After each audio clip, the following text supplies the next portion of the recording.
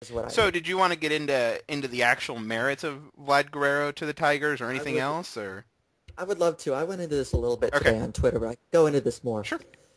Sheehan's basic assumption here, and he says, I'm going to read it verbatim right Okay. here from the second paragraph.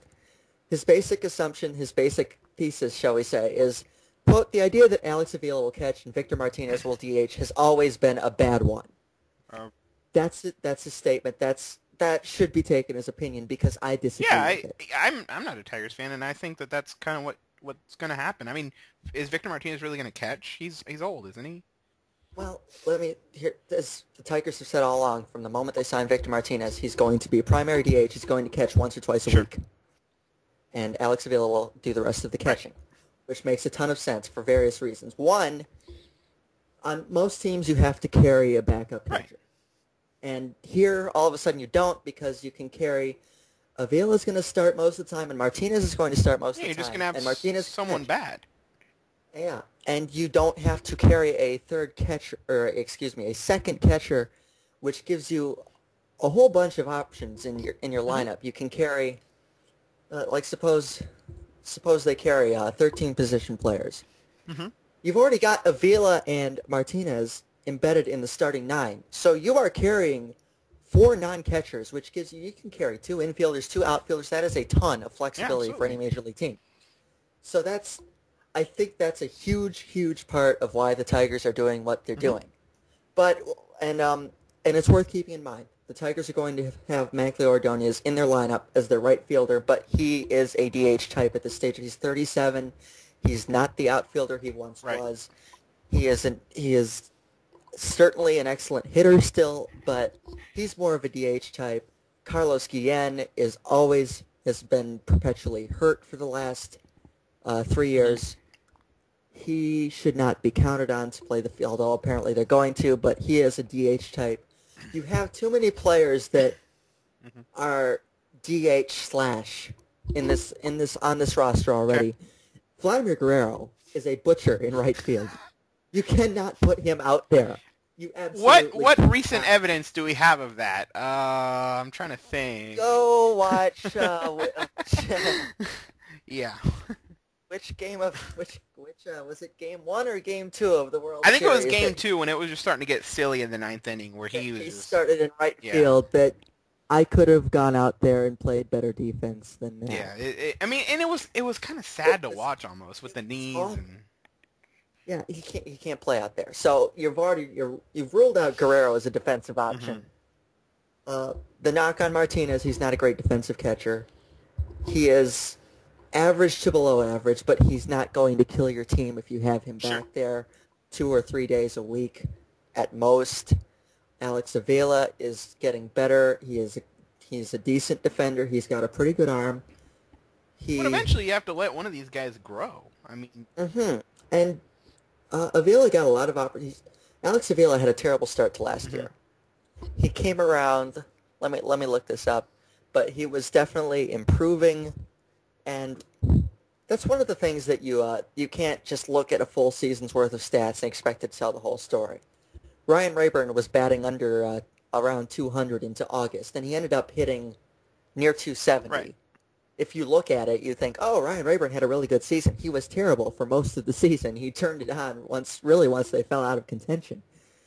But yeah, Alex Avila, he was hitting 160 into June. He was hitting near 200 into August. He ended up hitting 228.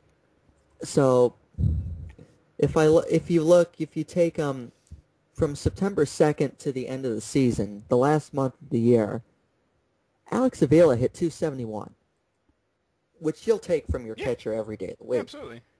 And Especially if he's better on yeah, and defense, he's a young guy. he's certainly an adequate defender. The Tigers are going to get offense. The Tigers are going to score runs with or without Avila in the Right. lineup. You have Martinez. You have Miguel Cabrera, who's a perennial MVP Hmm. candidate. Johnny Peralta is decent offensively. He could drive in 80 Sure. runs. Brandon Inge, if he's More than 8. Brandon, yeah, 80, 90 runs at least. Mankley Ordonez, we talked about. Austin Jackson, 270, 280 at least around there is what you could expect from him. Ryan Rayburn's a question mark, but he can hit if he if he wants to, I guess. Hmm.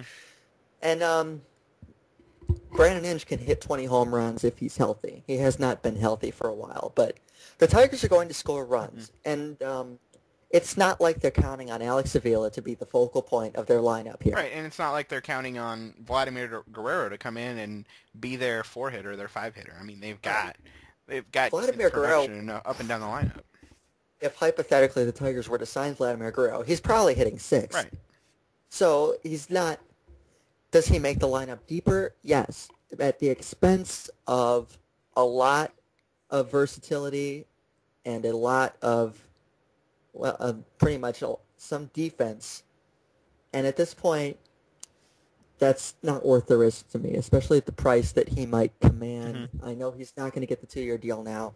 Apparently, he still wants $8 million a year. Nobody's going to pay him that. No? So, it does not make sense to me from a personnel standpoint. It makes sense from, yes, Vladimir Guerrero can still hit, but no, the Tigers don't really have a spot for him at the expense of someone else that could make the team more versatile or better in 2011. Can one of these free agents go back to Texas? I mean, come on.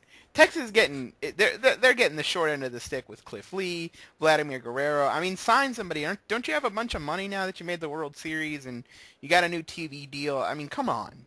Yeah, they blew it on Adrian Beltre. Oh yeah. Yes, they did sign it. Which Yeah. that could be. I'm honestly not sure how that's going to go. Yeah. He's Because Adrian Beltre has been inconsistent his entire career. He had an amazing 2010. right. He had an amazing 2010. He had an amazing 2003, I think it was. And that's what got him his big deal in Seattle. He had an amazing Mhm. 2003 with the Dodgers. To be fair, Seattle was not a good hitter's ballpark, but that's you can't. Texas paid him what he was worth last year in Boston, and there is no guarantee that he's going to repeat Yeah, that. and Boston basically got a sweet deal because they really weren't expecting much, and Yeah, they got pretty good production. and Beltre was playing for a contract. You can't dispute that. I'm not saying that he's going to go back to the absolute black hole that he was in Seattle, but I don't see him putting up those numbers again. Right. If they're lucky, maybe he'll do it once over the course of that contract, and that's not what they're paying him more than that. Yeah, absolutely. So.